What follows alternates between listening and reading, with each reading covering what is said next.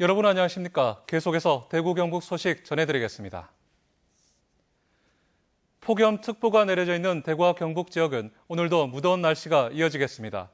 밤사이 포항과 울진에 열대야 현상이 나타난 가운데 오늘 낮 최고 기온은 대구 36도, 경북은 31도에서 37도의 분포로 무더운 날씨가 계속되겠습니다. 대구기상지청은 모레부터 기온이 다소 떨어지겠지만 더위는 여전하겠다며 건강관리에 주의를 당부했습니다.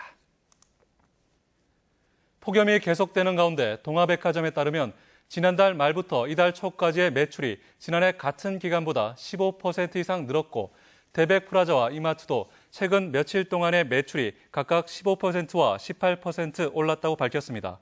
유통업계는 최근 35도를 넘나드는 폭염이 계속되자 시원한 곳에서 외식과 쇼핑을 즐기는 손님들이 늘어난 데다 피서용품 매출까지 덩달아 늘었기 때문으로 분석했습니다. 경상북도의회 의장단이 의회 신청사 마무리 공사 현장을 점검했습니다. 장대진 경상북도의회 의장은 이전 연기를 주장하는 도청 노동조합의 요구와 관련해 10월 이전 계획에 변화는 없다고 못 박았습니다. 홍석준 기자가 보도합니다. 내부 마감 공사를 마친 도의회 신청사 본회의장이 공개됐습니다. 디지털 TV 수준의 고화질 중계망이 설치됐고 전자투표를 포함해 국회 수준의 전자회의 시스템도 처음 도입됐습니다. 상임위 회의장에도 녹화 장비를 설치해 영상회의록 서비스를 제공할 예정입니다. 그 기대는 우리 도민들도 기대가 크시겠지만은 우리 의원님들도 새로운 각오로 새로운 시대를 연다는 그런 마음먹으로 임하고 있습니다. 내부 마감 공사 현황을 점검한 도의회 의장단은 오는 10월 중순 의회를 이전, 11월 정례회를 신청사에서 연다는 방침에 변화가 없음을 분명히 했습니다. 특히 미흡한 정주 여건을 내세운 이전 연기 주장에 대해서도 도청 직원들의 양해를 당부했습니다. 지사께서 10월 이사를 또 1주년 기자회견 때 밝혔듯이 다소의 몇 달의 어려움은 있지만은 큰 틀에서 새로운 미래 천년을 여는 이런 대규모 이동에 이해를 했으면 하는 그런. 해방 이후 경북 도의회에 발자취를 담은 역사관과 독도를 테마로 한 홍보관, 동남권 의원들을 위한 안동시 송현동의 의원 숙소도 11월까지 마련될 예정입니다. MBC 뉴스 홍석준입니다. 대구지방검찰청 상주지청은 오늘 상주 농약사이다 사건 피의자 83살 박모 할머니의 구속영장 유효기한이 만료됨에 따라 법원에 구속기한을 10일 더 연장하도록 신청하기로 했습니다.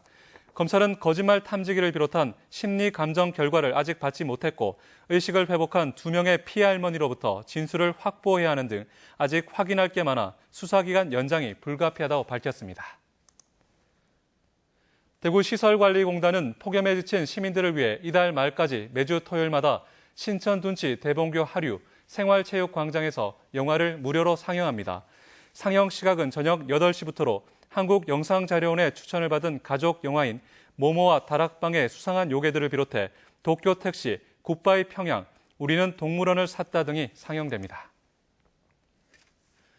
경상북도 산림과학박물관이 여름방학 동안 휴관일 없이 박물관을 개관합니다. 경상북도는 여름방학과 휴가철을 맞아 이달 30일까지 휴관일인 월요일에도 하계박물관 특별 운영을 실시하기로 했습니다. 안동시 도산면에 있는 경북산림과학박물관은 인근 도산서원과 청량산 도립공원과 인접해 어린이와 청소년의 자연 생태 교육과 역사 체험의 장으로 각광받고 있습니다.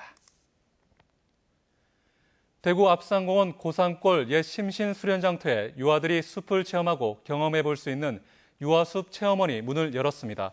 10,000제곱미터 규모로 조성된 유아숲 체험원은 야외 체험 학습장과 미로원, 출렁다리 등의 숲놀이 체험시설, 그리고 안전 휴게 시설 등 유아들의 호기심을 키울 수 있는 시설들로 꾸며져 있습니다. 유아숲 체험원은 평일 2차례 각 25명 이내의 인원을 사전 신청받아 운영됩니다.